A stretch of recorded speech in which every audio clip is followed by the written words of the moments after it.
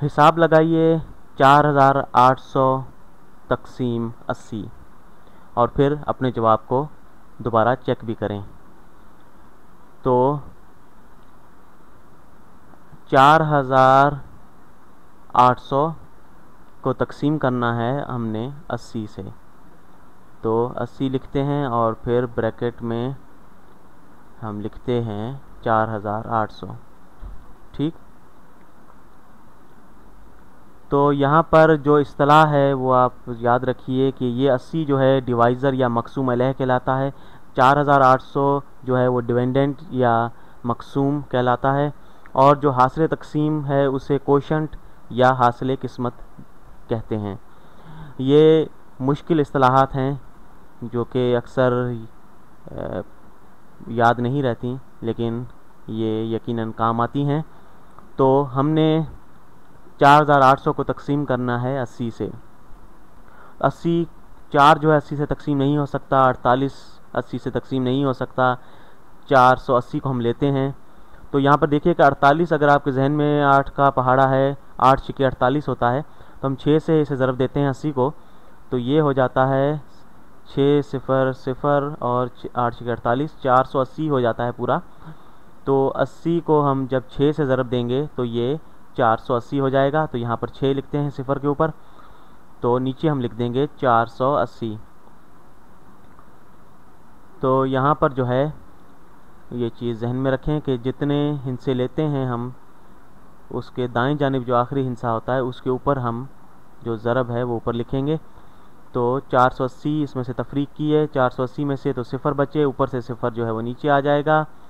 80 को कितने से ज़रब देंगे सिफर आए, 80 को सिफर से ज़रब देंगे तो सिफर हो जाएगा। ठीक, ऊपर सिफर लगाया हमने और यहाँ पर सिफर आ गया, तो ये सिफर हो गया। तो हमारे पास जो जवाब आया 4800 को तकसीम किया 80 से, तो हमारे पास 60 जवाब आया।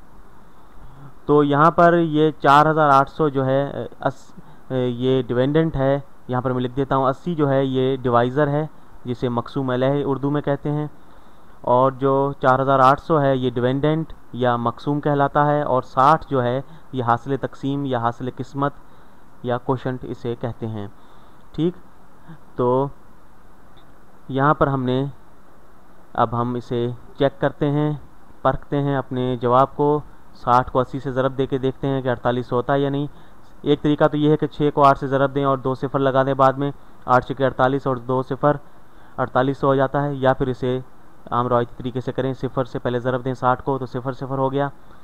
फिर 8 को सिफर लगाएं पहले, 8 को सिफर से ज़रब दें सिफर, 8 छिके 48, 48 हमने लिखा। अब इन्हें जमा कर लें, सिफर सिफर 48 और सिफर सिफर नीचे आ गए, तो ये 4800 हमारे पास जवाब आ गया। ये सही है। दूसरा तरीका ये है कि 6 और 8 को ज़रब दे लें 48 और 2 सिफर जो हैं वो बाद में उनका इजाफा कर दें। ये एक ज़्यादा जल्द और तेज़ तरीका है इसे हल करने का। दूसरा तरीका एक इसे हल करने का और भी है कि हम 4800 और 80 को दोनों को जो है 10 से तकसीम कर दें पहले।